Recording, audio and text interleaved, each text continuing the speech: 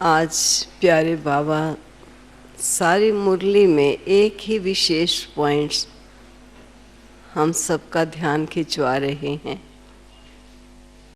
और वह है फैमिली प्लानिंग। फैमिली प्लानिंग कैसे हो सकती है और कौन कर सकता है और इसका शास्त्र कौन सा है। और बाबा ने हम बच्चों को यह भी स्पष्ट किया कि कर्म फिलॉसफी क्या है, किस कर्म का क्या परिणाम होता है।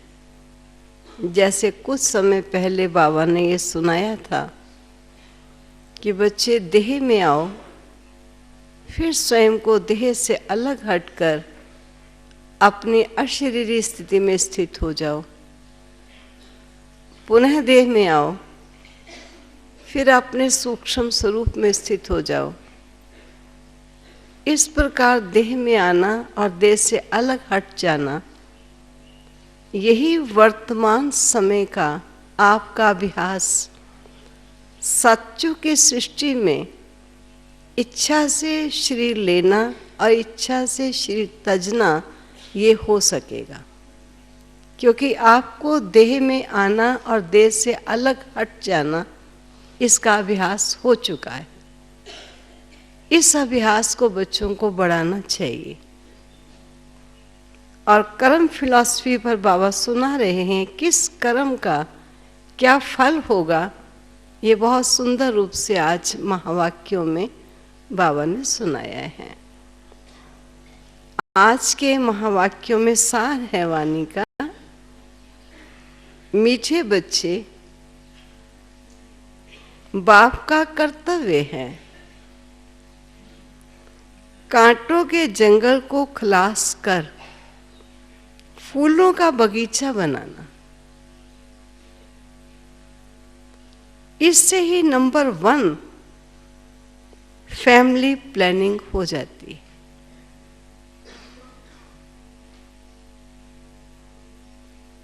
प्रश्न है, फैमिली प्लानिंग का फर्स्ट क्लास शास्त्र कौन सा है और कैसे?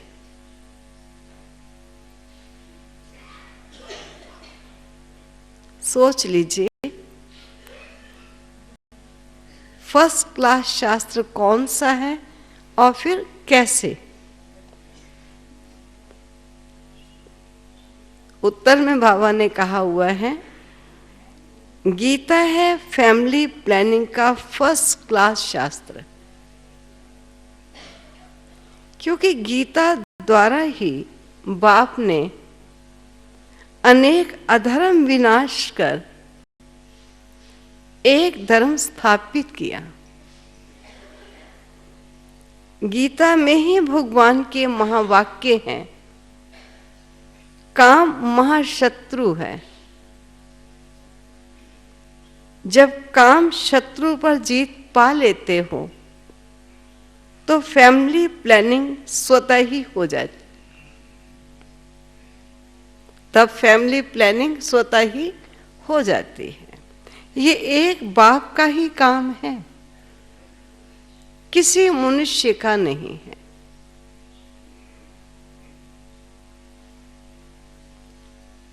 ओम शांति।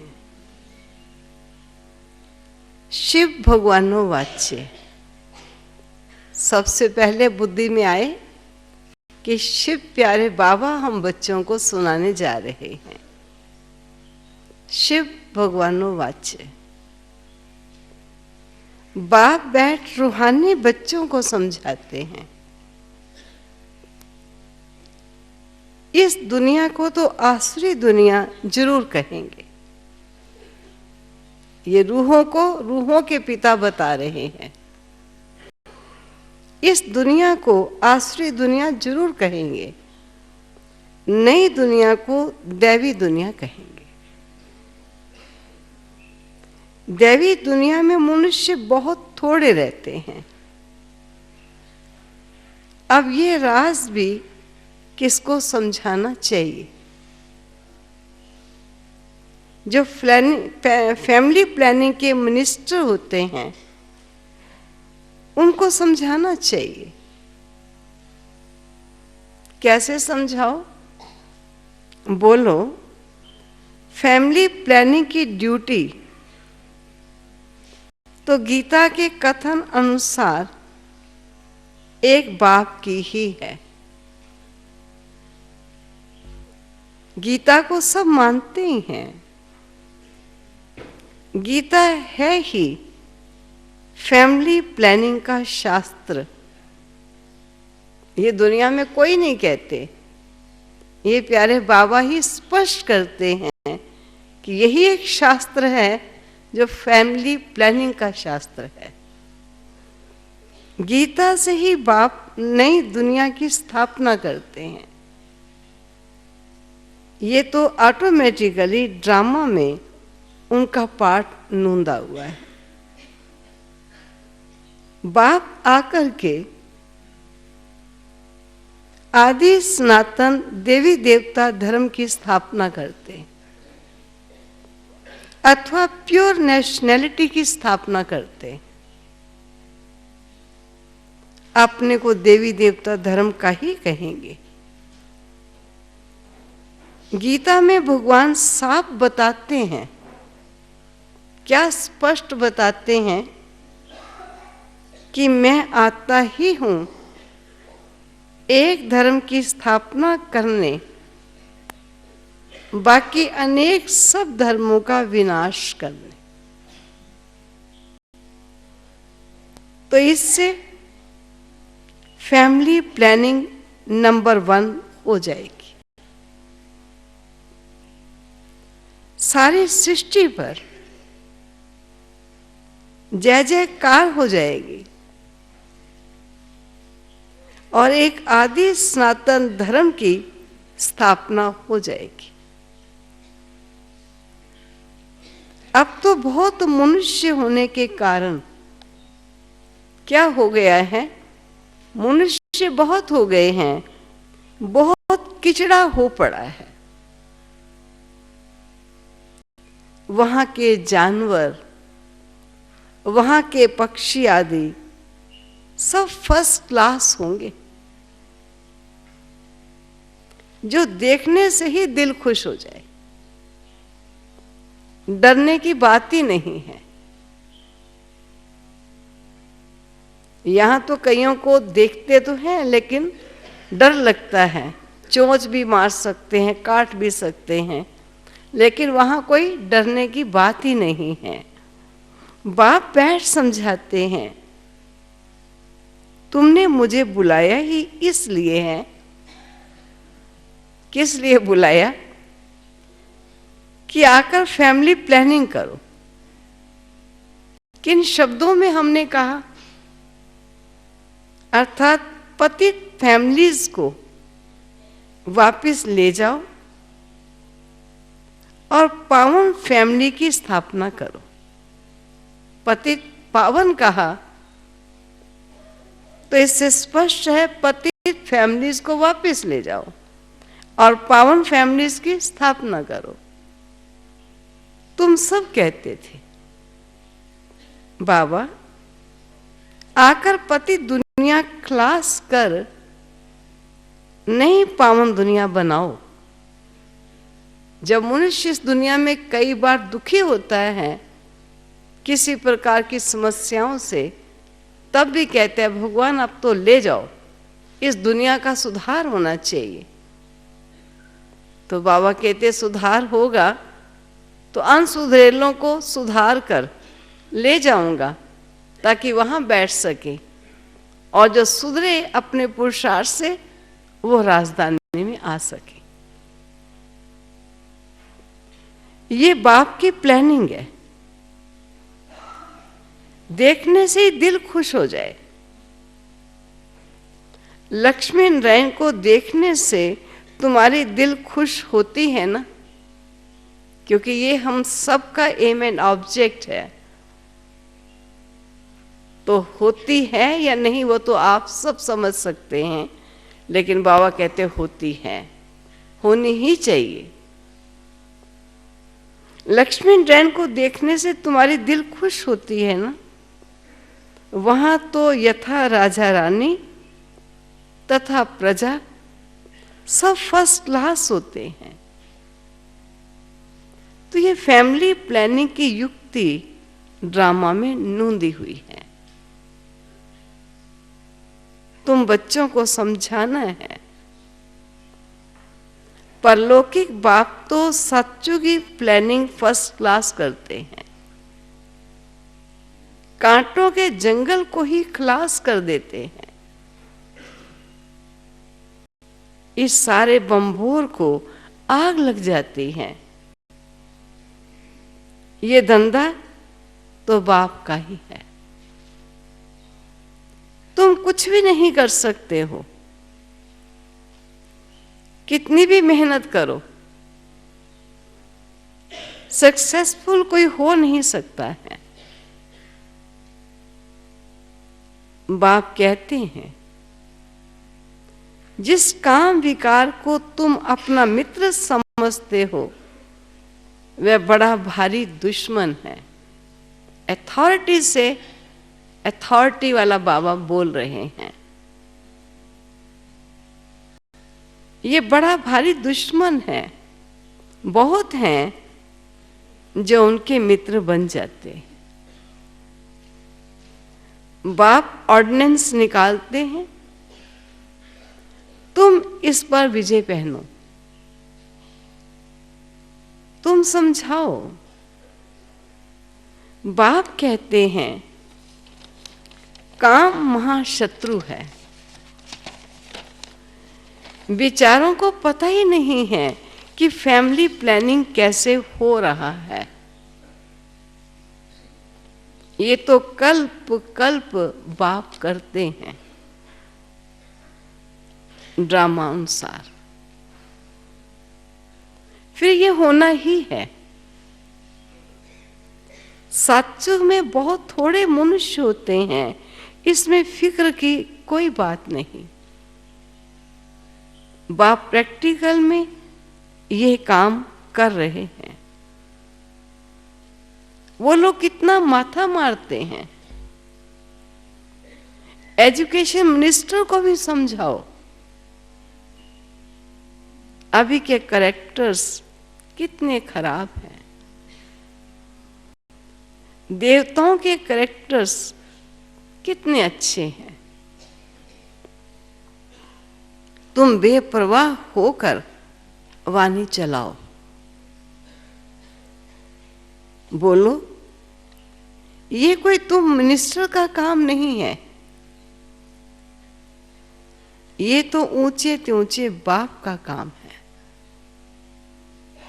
सृष्टि को पलटाना ये आपका काम नहीं है, ये ऊंचे से ऊंचे बाप का काम है। इन देवताओं के राज्य में एक धर्म होता है, एक राज्य, एक भाषा थी। कितने थोड़े मनुष्य थे, परंतु ऐसी युक्ति से बोलना बहुत थोड़ों को आता है। बात स्पष्ट भी कहें, भयभीत भी ना हो जाएं, और कहें भी बड़ी युक्ति से। ये बाबा कहते हैं जरा थोड़ों को आता है। वह रुहाब नहीं रहता। पहले स्वयं उस नशे उस रुहाब में आ जाएं, वह रुहाब नहीं रहता।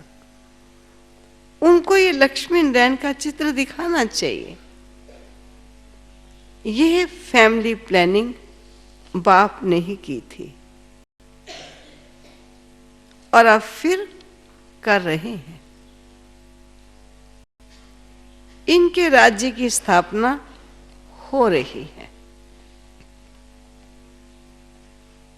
ये स्पष्ट करो।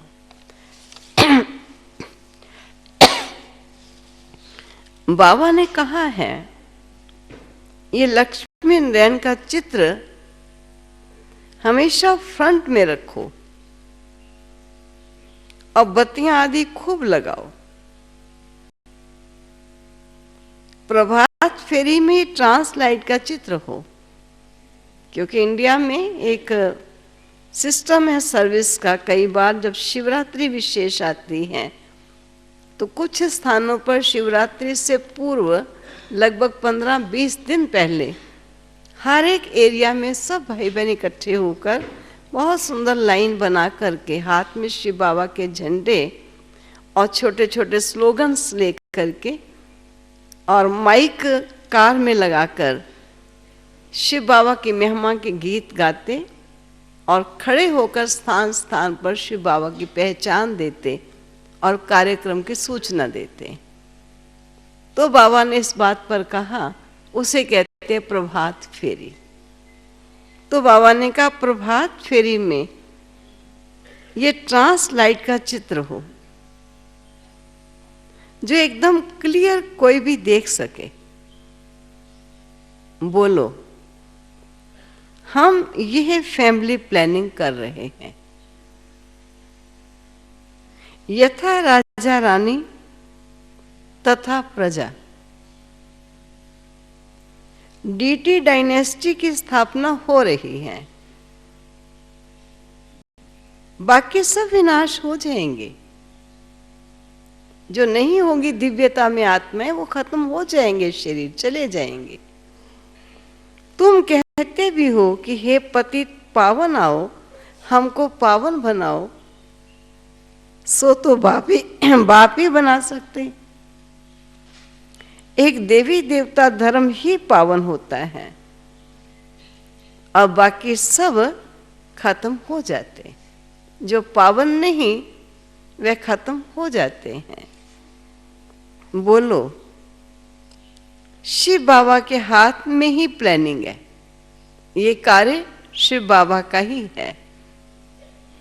सतयुग में ये प्लानिंग हो जाती है, वहां है ही देवता वंश, शूद्र होते ही नहीं, सब देवी देवता ही कहलाते हैं, शूद्र होते ही नहीं। ये तो बड़ी फर्स्ट क्लास प्लानिंग है। बाकी सब धर्म खलास हो जाएंगे, जहां पावनता नहीं होगी सब खलास हो जाएंगे। इस बाप की प्लानिंग को आकर समझो। तुम्हारी ये बात सुनकर तुम पर बहुत कुर्बान जाएंगे। ये मिनिस्टर आदि निर्विकारी प्लानिंग बना कैसे सकेंगे? ये तो बाप का काम है। बाप जो ऊंचे से ऊंचा भगवान है वह आते ही हैं यह प्लानिंग करने। बाकी सब अनेक धर्मों को खलास कर देते। ये बात है ही बेहद के बाप के हाथ में। पुरानी चीज को नया बना देते हैं। बाप नई दुनिया की स्थापना कर पुरानी का विनाश कर देते हैं। ये ड्रामा में नूंद है। समझाना चाहिए। कैसे समझाओ? बाबा तरीका बताते जा रहे हैं। समझाना चाहिए, बहनों और भाइयों, इस सृष्टि चक्र के आदि मध्यांत को तुम नहीं जानते हो। बाप बताते हैं सतयुग आदि में ना इतने मनुष्य होते हैं, ना फैमिली प्लानिंग आदि की बात ही करते हैं। पहले तुम सृष्टि के आदि मध्य अंत को आकर समझो। सदगति दाता बाप भी है। सदगति अर्थात सतयुगी मनुष्य जब सदगति कहलाती है तो मनुष्य सतयुग का योग्य बन जाता है, सतयुगी बन जाता है। पहले पहले ये देवी देवता बहुत थोड़े थे, फर्स्ट क्लास धर्म था। बाबा फूलों की फर्स्ट क्लास प्लानिंग बनाते हैं। चैतन्य फूल थे उस बगीचे में, और उनकी प्लानिंग इस समय बनाते हैं। काम तो महाशत्रु है। आजकल तो इनके पिछाड़ी प्राण भी दे देते हैं।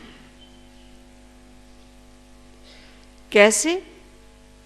कोई की किसके साथ दिल होती है, माँ बाप शादी नहीं कराते तो बस घर में हंगामा मचा देते हैं, क्योंकि इंडिया में अधिकतर अरेंज मैरिज होती हैं।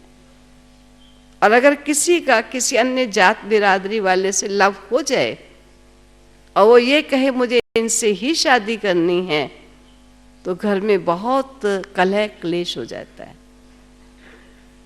तो बाबा कहता है हंगामा मचा देते हैं, मरने को तैयार हो जाते हैं। ये है गंदी दुनिया। सब एक दो को कांटा लगाते रहते हैं। सत्युग में फूलों की वर्षा होती है। तो ऐसे ऐसे विचार सागर मंथन करो। बाबा इशारा देते रहते हैं, तुम इनको रिफाइन करो। बाबा तो बच्चों को बात कर रहा है बच्चों से, लेकिन किसी को कैसे समझाएं अपनी रूहानियत की स्थिति में रहकर, उसको रिफाइन वे में सेट करो और फिर बताओ। चित्र भी भिन्न भिन्न प्रकार के बनाते हैं। ड्रामा अनुसार जो कुछ होता है वो ठीक है। किसको समझाना भी बहुत सहज है। सबका ध्यान बाप की तरफ खिंचवाना है।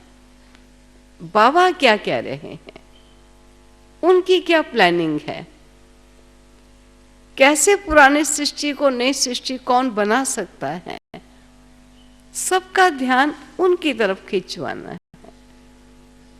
बाप का ही ये काम है। अब बाप ऊपर में बैठा हुआ ये काम करेगा नहीं।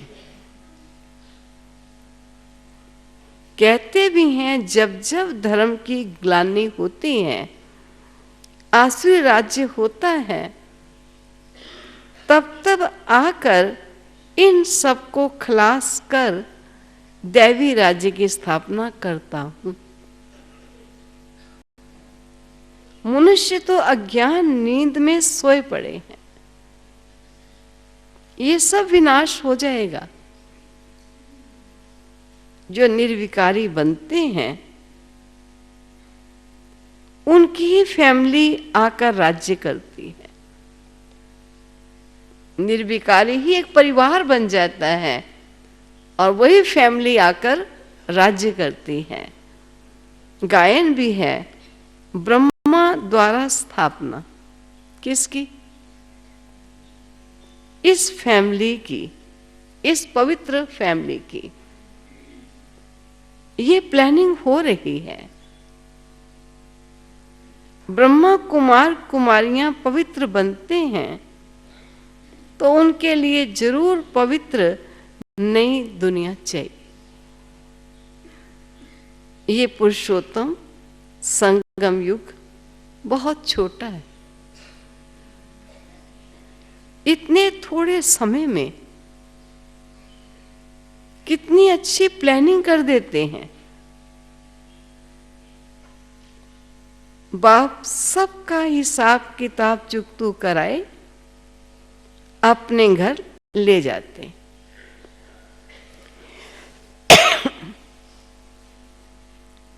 इतना सारा किचड़ा वहां नहीं ले जाएंगे।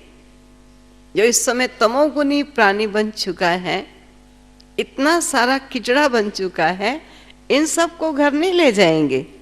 क्या करेंगे? छीछी आत्माएं जा नहीं सकती हैं। इसलिए बाप आकर गुलगुल बनाकर ले जाते। घर में सब शुद्ध होकर ही जाएंगे। हाँ, जिन्होंने शुद्धि के साथ संस्कारों को भी परिवर्तित किया, वो सतयुग त्रेता युग की आत्माएं कहलाई। शेष सब आत्माएं चीची को शुद्ध करके, चाहे वो सजाओं द्वारा या किसी रूप से भी, घर बाबा ले जाएंगे। किचड़े को घर नहीं ले जाएंगे। इसलिए बाप आकर गुलगुल बना कर ले जाते हैं। ऐसी ऐसी बातों पर विचार सागर मंथन करो। तुम रियलाइज करते रहते हो। बाबा कहते हैं, मैं एक धर्म की स्थापना कराने तुमको रिहर्सल करा रहा हूं। ये फैमिली प्लानिंग किसकी है? एक धर्म की स्थापना की रिहर्सल। हम सब आत्माएं हैं, सबका धर्म शांति, पवित्रता, प्रेम, आनंद है। इस स्थिति में लाने की बाबा हम बच्चों को रिहर्सल कराते हैं, ताकि सब एक धर्म वाले हो जाएंगे। ये फैमिली प्लानिंग किसकी है? बाप कहते हैं, मैं कल्प पहले मिसल अपना कार्य कर रहा हूं। पुकारते ही हैं, पतित फैमिली से बदलकर पावन फैमिली स्थापित करो। इस समय सब हैं पतित। शादियों पर लाखों खर्चा करते हैं। भारत में जब शादी भी करते हैं, एक एक टेंट आदि लगाते हैं टेम्पोरेरी। 20 लाख 25 लाख रुपए का टेंट लगता है आजकल। कितना खर्चा करते हैं, कितना शादमाना करते हैं, और ये पावन से बदल पतित बन जाते हैं, और ही पावन से बदल पतित बन जाते हैं। यह है शादमाना। तुम बच्चों को अब यही ईश्वरीय धंधा करना चाहिए। कौन सा धंधा करना चाहिए? सबको समझाना चाहिए। सब आसुरी नींद में सोए पड़े हैं, उनको जगाना चाहिए। गोरा बनकर औरों को भी बनाए तो क्या होगा? स्वयं गोरा बन, सतो प्रधान बन, दूसरों को भी बनाए तो बाप का प्यार भी जाए। ऐसे बच्चों को बाबा का प्यार मिले। सर्विस ही नहीं करेंगे तो मिलेगा क्या? कोई बादशाह बनते हैं तो जरूर कोई अच्छे कर्म किए हैं। ये तो कोई भी समझ सकता है। अच्छे कर्म का फल अच्छा है। ये राजा रानी हैं, हम दास दासियां हैं, तो जरूर पहले जन्म में कर्म ऐसे किए हैं। बुरे कर्म करने से बुरा जन्म मिलता है। कर्मों की गति तो चलती रहती है। अब बाप तुमको अच्छे कर्म करना सिखाते हैं। किस लिए बाबा आए? हमको अच्छे कर्म करना सिखाते हैं। तभी कर्मों की प्रारब्ध आधा कल फिर चलती हैं। वहां भी ऐसे जरूर समझेंगे, सतयुग में भी ऐसे जरूर समझेंगे कि पहले जन्म के कर्मों के अनुसार ऐसे बने हैं। ये कर्म फिलॉसफी भारत की ना केवल अभी, लेकिन बाबा बता रहे हैं प्रारंभ से ही इस फिलॉसफी को सब जानते आए।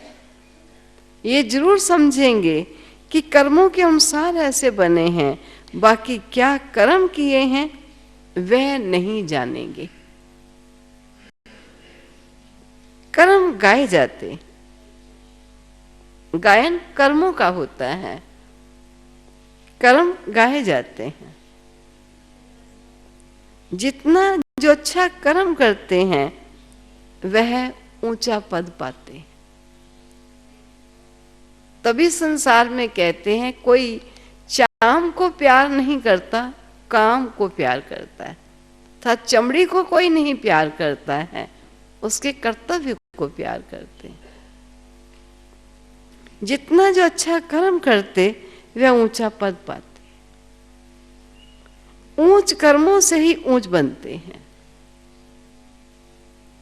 अच्छे कर्म नहीं करते हैं तो भी बाबा स्पष्ट कर रहे हैं। अच्छे कर्म नहीं करते हैं तो झाड़ू लगाते हैं, भरी ढोते हैं, कर्मों का फल तो कहेंगे ना। वहां भी तो ये सब काम करने वाले होंगे। कर्मों की थ्योरी चलती है। श्रीमत से अच्छे कर्म होते हैं। लेकिन अभी बाबा के बच्चे बन करके अगर झाड़ू भी लगाया, बर्तन भी साफ किए, तो ये ना समझे ये तो मेरे खोटे कर्मों का कोई दंड है। अभी तो सेवा, मानो सेवा है, सेवा के भाव से करते हैं, इसलिए ऐसी सेवा का भी श्रेष्ठ फल प्राप्त होगा। तो बाबा वहां की वो थ्योरी की बात सुना रहे। कर्मों की थ्योरी चलती है। श्रीमत से अच्छे कर्म होते हैं। कहाँ बादशाह और कहाँ दास दासियां। बाप कहते हैं, क्या कहते हैं? अब फॉलो फादर। मेरी श्रीमत पर चलोगे तो ऊंचा पद पाओगे। बाबा साक्षात्कार भी कराते। ये मामा, बाबा, बच्चे इतने ऊंचे बनते हैं, ये भी कर्म है ना। बहुत बच्चियां कर्मों को समझती नहीं। कैसे बाबा ने स्पष्ट किया कि वतन में रोज मामा भी आती है, दादी भी आती है, दीदी भी आती हैं, तो थे तो वो भी मनुष्य, लेकिन श्रेष्ठ कर्मों का परिणाम कितना अच्छा है। तो बाबा ने कहा बाबा साक्षात्कार भी कराता है। पिछाड़ी में साक्षात्कार सबको होगा। अच्छी तरह पढ़ेंगे, लिखेंगे तो नवाब बनेंगे। रूलेंगे पिलेंगे तो होंगे खराब, तो खराब बनोगे। ये तो उस पढ़ाई में भी होता है। भगवानो वाच्य, इस समय सारी दुनिया काम चिता पर जल मरी है। कहते हैं स्त्री को देखने से अवस्था बिगड़ती है, ऐसा कई कहते हैं। वहां तो ऐसी अवस्था नहीं बिगड़ेगी। बाप कहते हैं नाम रूप देखो ही नहीं, तुम भाई भाई को देखो। बड़ी मंजिल है, विश्व का मालिक बनना है, कोई कम बात तो नहीं है ना। विश्व का मालिक बनना है, कभी किसी की बुद्धि में नहीं होगा कि लक्ष्मी नारायण विश्व के मालिक कैसे बने। बाप कहते हैं मैं तुमको स्वर्ग का मालिक बनाता हूं। ये लक्ष्मी नारायण सर्वगुण संपन्न थे। आजकल जिनका तुम नया ब्लड समझते हो, यूथ हैं, वे क्या करते रहते? क्या आज के यूथ का जीवन हो चुका है? वे क्या करते रहते हैं? क्या गांधी जी ये सिखा कर गए? अगर कोई पिकेटिंग करता है, तोड़ फोड़ करता है, तो क्या गांधी जी ने ये सिखाया? राम राज्य बनाने की भी युक्ति चाहिए। ये तो बाप का ही काम है। कोई बात किसी की पूरी ना हो, उसे ठीक कराने की कोशिश करता हो मनुष्य, तो पिकेटिंग करेंगे, हड़ताल करेंगे, तोड़ फोड़ करेंगे। तो बाबा कहते हैं इससे तो नहीं सुधार हो जाएगा। राम राज्य बनाने की युक्ति चाहिए। कैसे वो राम राज्य बने, ये तो बाप का ही काम है। बाप तो एवर पावन है। तुम फिर 21 जन्म पावन रहे, फिर 63 जन्म पतित बन जाते हो। समझाने में इतना मस्त बनना चाहिए, इतना रुहाब में, इतनी रूहानियत में रहकर किसी को बाबा की बात समझाओ। बाप बच्चों को समझाते रहते हैं, बच्चे पावन बनो। अच्छा, मीठे मीठे सिक्किलदे बच्चों प्रति माता पिता बाप दादा का याद, प्यार और गुड मॉर्निंग। रूहानी बाप की रूहानी बच्चों को नमस्ते। रूहानी बच्चों की रूहानी बाप को नमस्ते। बड़े प्यार से बोलो, कई गाड़ी चला रहे हैं, जल्दी जल्दी काम खत्म। बाबा कहते जो बात कहो वो हृदय से कहो, अंदर से कहो। इतने प्यार से बाबा ने समझाया तो हम भी बड़े प्यार से बोले। धारणा के लिए मुख्य सार, अपनी अवस्था सदा एक रस अडोल बनाने के लिए किसी के भी नाम रूप को नहीं देखना है। भाई भाई को देखो, दृष्टि को पावन बनाओ,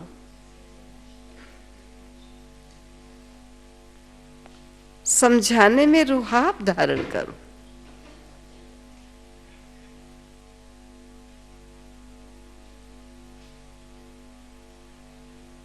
जैसे बाबा ने स्पष्ट किया था, इस नाम रूप वाली ये आत्मा है। नाम रूप सामने है, लेकिन है कौन इस नाम रूप वाली आत्मा? तो बाबा ने कहा भाई भाई को देखो, दृष्टि को पावन बनाओ, समझाने में रुहाब धारण करो। दूसरा, बाप का प्यार पाने के लिए बाप समान धंधा करना है। जो आसुरी नींद में सोए हुए हैं उन्हें जगाना है।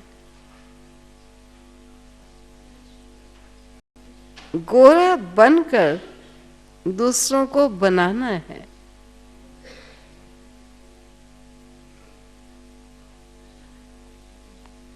वरदान, एक बाप के लव में लवलीन हो, मंजिल पर पहुंचने वाले सर्व आकर्षण मुक्त भव।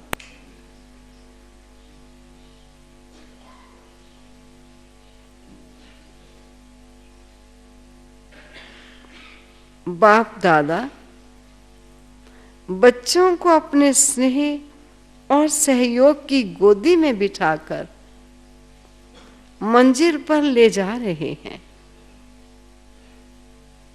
ये मार्ग मेहनत का नहीं है, लेकिन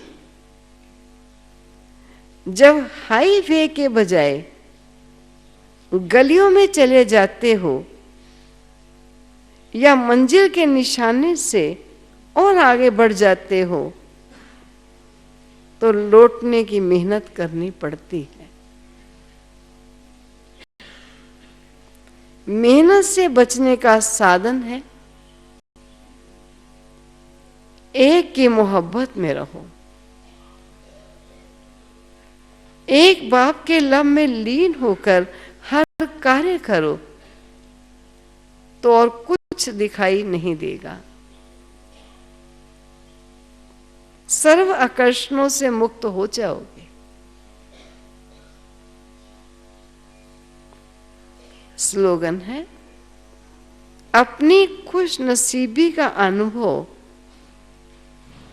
चेहरे और चलन से कराओ।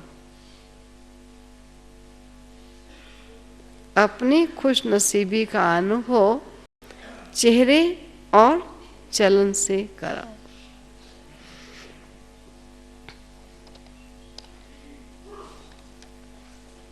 इसके नीचे भाग बहन का लिखा हुआ तो सबको मालूम ही होगा, मैं समझती हूँ, सुनाने की तो जरूरत नहीं है। हाँ, लेकिन फिर भी बहुतों को तो नहीं मालूम होगा, पढ़ दे। प्यारे बाप दादा की अति लाडली, सदा अथक सेवा में व्यस्त रहने वाली मीठी भाग बहन, जो मधुबन ज्ञान सरोवर में दादी मनोहर इंदिरा के साथ समर्पित रूप में अपनी सेवा देती रही। आपने सन 1958 में 1958 में करनाल से ज्ञान लिया और साकार बाबा की पालना ली। लौकिक नर्स की नौकरी करते हुए सेंटर पर समर्पित रूप से सेवाएं देते मनोहर दादी की सेवा में साथी बन गई। दादी जी के साथ देश विदेश में भी आप अपनी सेवाएं देती रही। कुछ समय से आपको कैंसर की तकलीफ थी। दिनांक 15 जनवरी को आपने दोपहर 3 बजे अपना पुराना शरीर छोड़ बाप दादा की गोद में समा गई। दिनांक 16 जनवरी को मधुबन के चारों धामों की यात्रा कराते उनके भौतिक शरीर का अंतिम संस्कार किया गया।